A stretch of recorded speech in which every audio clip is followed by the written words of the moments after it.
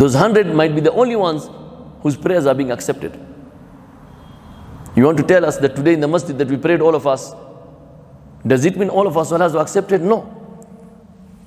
And on the day of Qiyamah, will we all get the same value for our salah? No. It's the same way. 1 kilo of gold, 1 kilo of silver, and 1 kilo of sand. It is all 1 kilo, but each one has a different value. You cannot just say because they are 1 kilo, so it should have the same value. No. But who is supposed to do this work? There is no prophet coming again.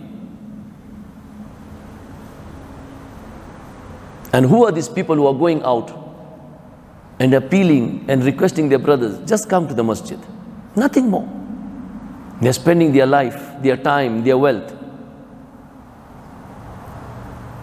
In the colonial era of Indian subcontinent, there was a dispute between the Muslims and the Hindus over a piece of land. After a lot of argument, they decided to go to court. The one deciding their issue is a Christian. He's a European. He knows nothing about the Indian system or Islam or Hinduism. The Hindus, and this is a real story, the Hindus said no. First and foremost, we are not going to waste time in the court because we know the protocol. Oh, the prosecutor is not there. The IO is not there. This and that. We want a judgment to be made. And amazing to say, these are the Hindus who are asking for a judgment by a Muslim sheikh. They even named him. They said, we want Sheikh Yahya Kandhlawi to make the decision in the court. So the judge or the magistrate issued summons for Sheikh Yahya to be called. Sheikh Yahya had taken an oath that he will not attend the court of the colonizers. He doesn't want to see even their face.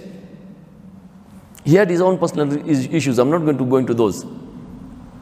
So he refused to come. He said, by me attending court, first and foremost, how can I sit in front of you, my colonizer, and then let you decide? So the magistrate was a bit lenient and said, fine, you come to my court, don't face me. You become the judge and face the people, but make the decision. So out of a lot of cajoling, he came. When he came to court, he was told, Sheikh, this land between the mosque and the temple, who does it belong to? He said, I don't know the details, but I can definitely tell you it does not belong to the Muslims. Subhanallah. The Muslims were devastated because they thought the Sheikh is going to, they already overjoyed that it's going to be in our favor. He said, no, it doesn't belong to the Muslims. I don't know whether it belongs to the masjid or not, but it doesn't belong to the Muslims. So the judge took the verdict, signed it and issued the orders. The Muslims were very angry. A whole day passed. The next day, late in the evening, someone knocked at the door of the Sheikh. Very late in the evening. When the Sheikh came out, he found the Hindus. And they said, Sheikh, we want to become Muslims. We want to give the Shahada. Because we were amazed. And the Sheikh later on said that on that day when they made the verdict or the decision, Muslims lost, but Islam won. Muslims lost, but Islam won. All the Hindus in that area became Muslims, and not only did they donate that land to the Muslims, even the temple was made into a masjid. So you have to ask yourself sometimes, is it about Muslims or Islam? Today, we are more concerned about Muslims than Islam. We have got the numbers. We have got the authority. We are in very high positions. The former IAEA Nuclear Energy, Atomic Energy Association was a Muslim. One of our own, Dr. Shaukat, right now is in Hague. So, sorry, which country is this? Yes, and he is heading the Department of Atomic Energy, a Kenyan Muslim. We are in high positions, but we don't know what to do with those positions because we are there as Muslims, not as Islam.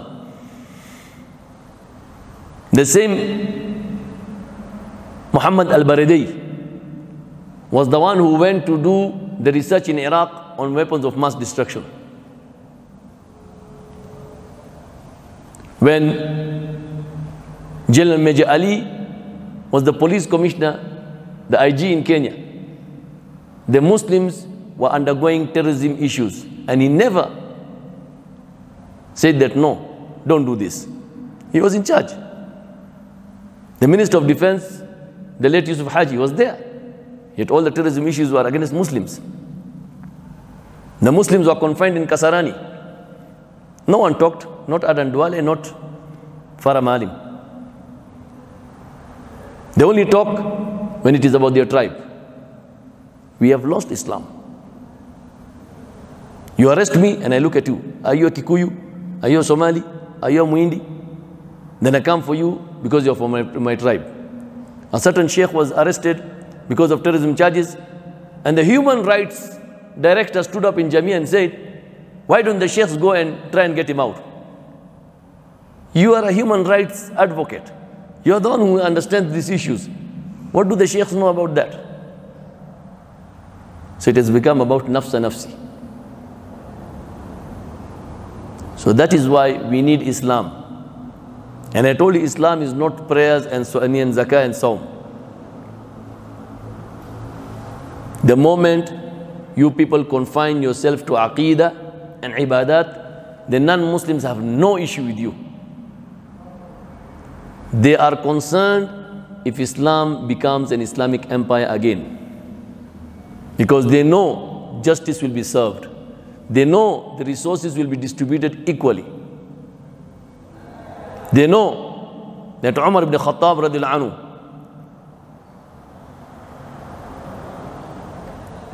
when an emissary came from Rome looking for him, they found him sleeping under a tree with his sandals under his head as a pillow, sweating under the sun. And the emissary, who was a non-Muslim, he cried out loud and said, Umar, you have done justice, that's why you are sleeping peacefully. You are sleeping peacefully because you are not afraid. You have not done an injustice to anyone. Today you become an MP, you are surrounded by bodyguards, security issues, this and that. Why? Because you know you are going to do wrong or you are doing wrong, whether you are a Muslim or a non-Muslim. Go to Afghanistan. Who is guarding the Amir al-Mu'minin there? No one. Mullah Umar has to have his own gun and walking around, not afraid of anyone. You kill me today, there's another one who will take over. I'm not concerned with that. I will make sure there is justice everywhere. His salary was 800 Kenyan shillings. 800 Kenyan shillings is our scratch card for a day. You go to his house and you don't find chicken and whatever, you find beans. Abu Bakr Siddiq radiallahu anhu, after becoming the Khalifa, he was a businessman. He said, if I have to become the Khalifa, I have to leave business because I have to commit myself to the Ummah. So I have to have a small stipend or allowance to be given to me. From the Baitul Mal, he was given an allowance. His wife managed to save some money for some weeks.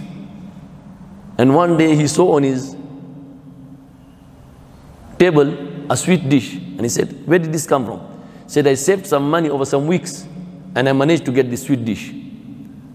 He asked her how much. She told him. He went to the Baitul Mal and said, deduct this much money from my salary because it means I can still eat a sweet dish. That means the money is more than enough.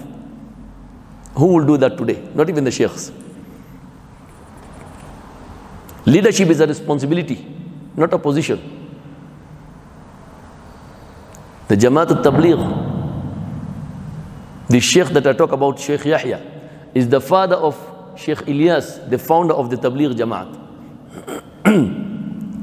He saw the need that we Muslims are becoming weak and weak. When the Islamic Empire fell, it did not fall because we did not have the weaponry we had.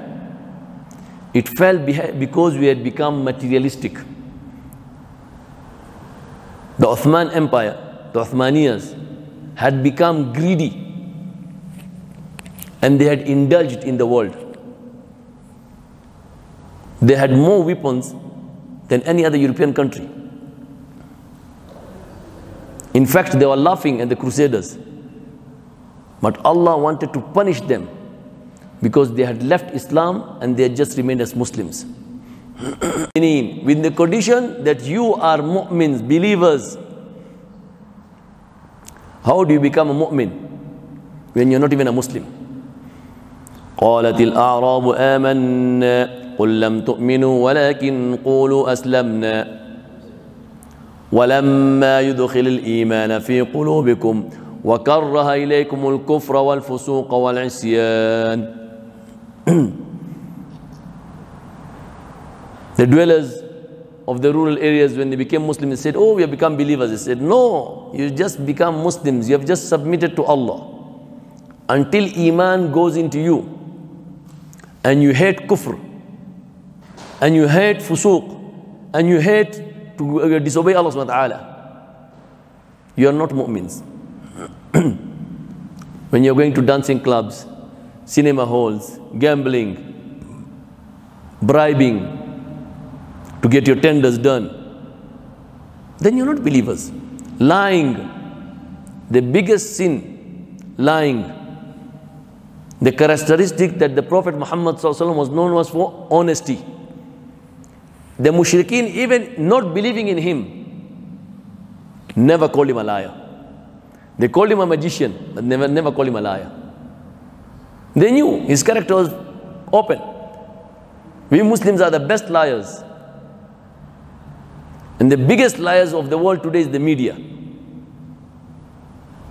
There was a time one of the sheikhs approached the media in the Muslim country and he said, why don't you remove the lies from your media? He said, Sheikh, the day we remove lies from our media, we'll have to close down our media houses. We live on lies. Propaganda. The elections are right round the corner. You will see the lies and the propagandas.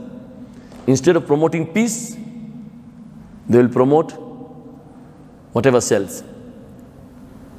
So we have to take the responsibility that when you are praying salah, how many out there are not praying salah? In one of the riwayas of Bani Israel, Allah subhanahu wa ta'ala ordered the destruction of a city. The Malaika came and said, but there is a certain pious, righteous person in the city who is ever worshipping you. He said, go and destroy him first. Go and start with him. Because he is concerned with his nafs and he is not concerned with the others. Go and destroy him first. In the akhirah he will not get adab. But in the dunya he should be the one to begin with. So if you are praying your salah and you know your neighbor is not, and you have never ever approached him and told him, Sheikh, can we go to the masjid?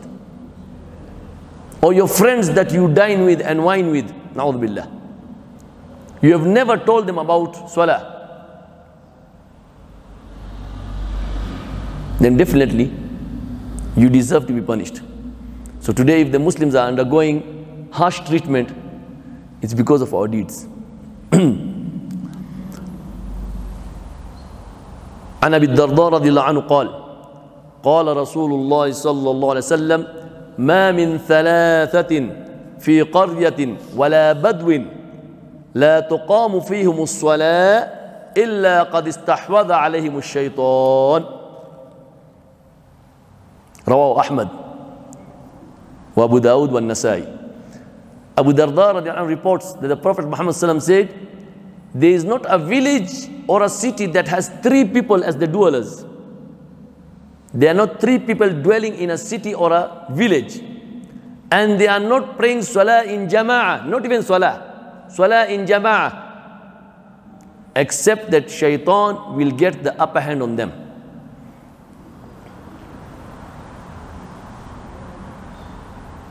We pray salah, but we are never concerned about those who are not praying.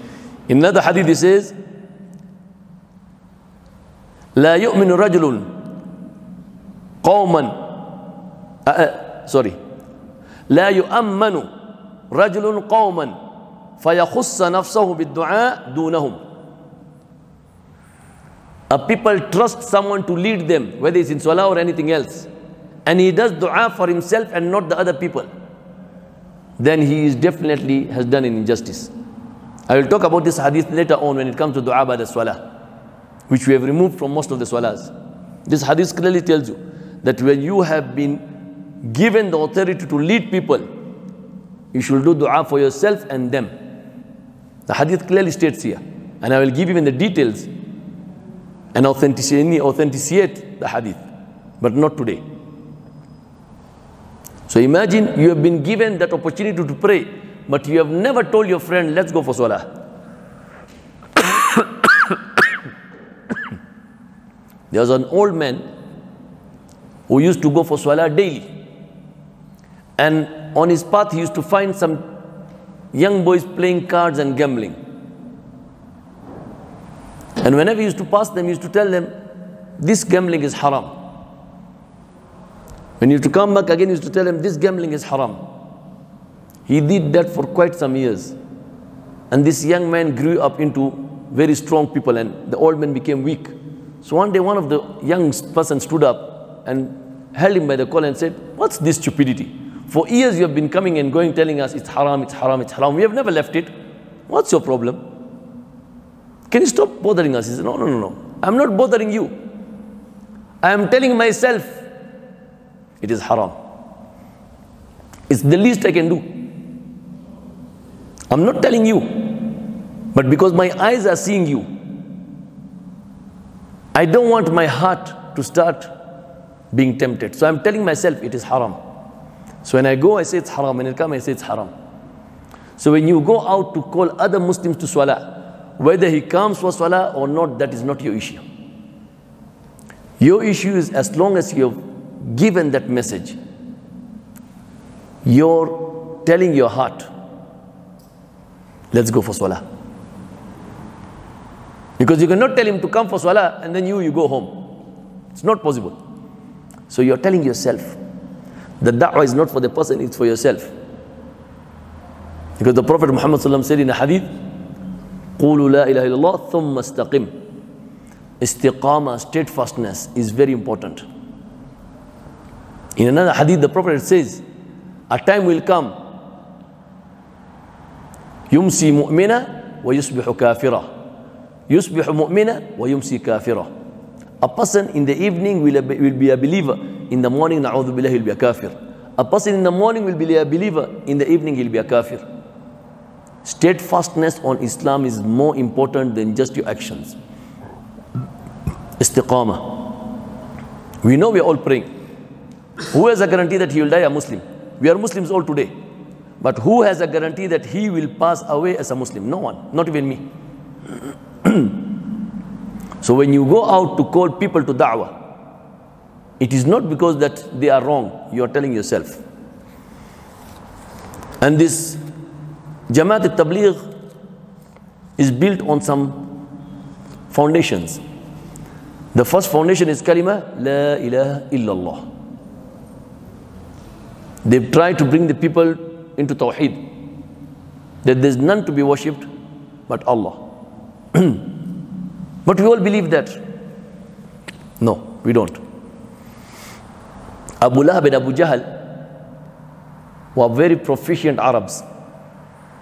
They could easily say La ilaha illallah. But why didn't they do it? It's because they knew the conditions behind La ilaha illallah. So the Jamaat al-Tabligh, when they talk about this kalima, they don't just talk about it. They tell you Allah is more important than your business. If you believe that there's none to be worshipped but Allah, then stop worshipping your business. Because that's what we are doing today. We are worshipping our businesses. We cannot take time off from our employment for fear that we may lose the job. We go for holidays, but if you are told to take your holidays and go fi sabilillah, you say, oh Sheikh, I'll lose my job. According to the law, you're supposed to work only 21 days. According to the law. And also, in every year, you're supposed to get a leave of 21 days. You will take your 21 days and go to the coast, go to Dubai. Very few of us may go for Umrah. But never ever have you thought that let me take these 21 days off and go and serve Allah subhanahu wa ta'ala just for 3 days. So the first foundation is kalima. And that kalima, it's not that you don't know how to pronounce it. They want you to bring that belief that there is definitely none to be worshipped but Allah. That my business is not feeding me. Ask yourself, when you go out on the streets, most of you, mashallah, who are driving, and you find this person selling sweets and biro pens and small peanuts, how much might this person be earning per day? 50 shillings, 5 shillings, 100 shillings. Yet he is running a house, mashallah. Who is feeding him? Is he feeding himself? No. It is Allah.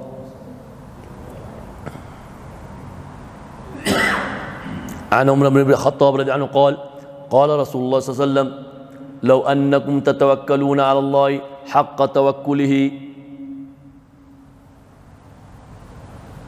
لرزقكم كما يرزق الطير يغدو حماسا ويغود بطانا.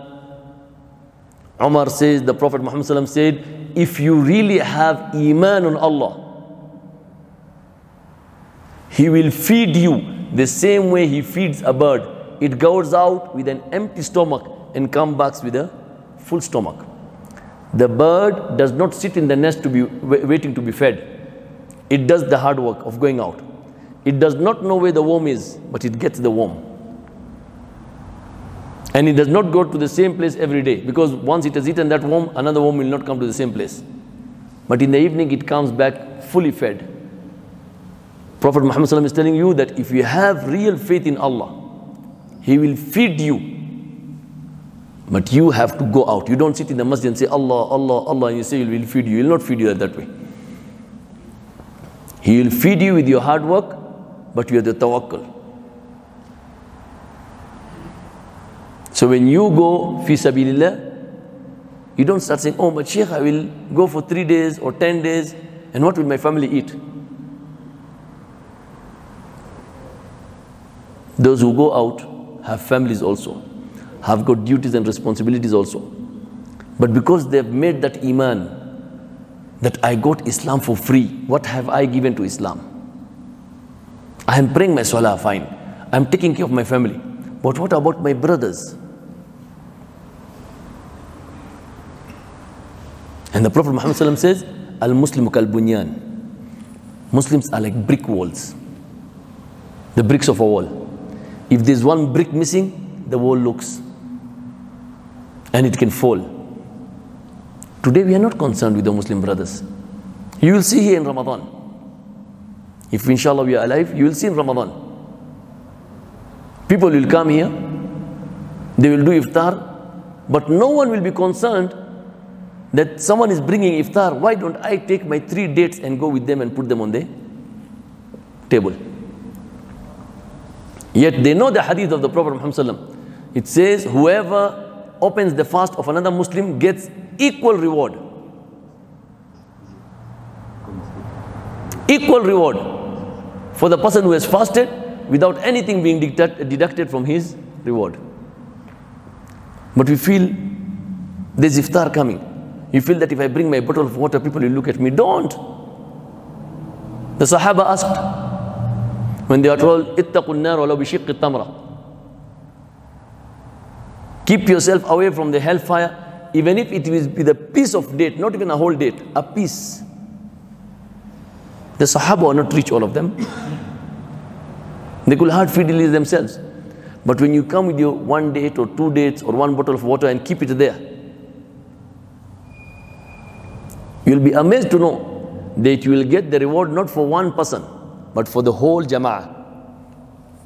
Because you kept that water there, you did not give it specifically to any individual.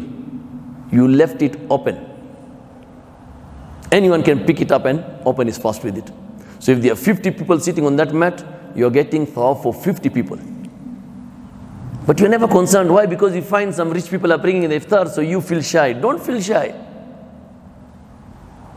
Come with whatever little you have. The Prophet Muhammad ﷺ did his walima and said, bring whatever you have. He did not shy away. Inshallah, we will continue the same topic next week so that we know the foundations of tabligh. Why is it that tabligh are concerned with Muslims, not even non-Muslims? Because already we Muslims have deteriorated. And they have said, Antum al-a'lawna in kuntum mu'minin. Until you become believers, you cannot rule the world. The Sahaba did not rule the world because they had more swords than the Roman Empire or the Persian Empire. Islam has never ruled the world because of having more human power or army power. It is Iman. And for that Iman to be perfect, you have to first and foremost understand your shortcomings. And those who are doing the da'wah of tabligh, they are humans. They have got their shortcomings. They have got their differences. But if we are going to look at these petty issues, we are never going to make it. As Muslims, it is time for us to throw on the side the petty issues and unite as one ummah. Especially right now that elections are coming around the corner. We have got the numbers, we have got the power. But the problem with us is we are greedy. We are Muslims, we don't have Islam in us. The moment we get Islam in us, we are 35% of this population. We don't have to bring Sharia through the back door. We will bring Sharia through the front door. We don't have to bring Sharia through the back door, through the front door. But the main thing, become a Muslim first.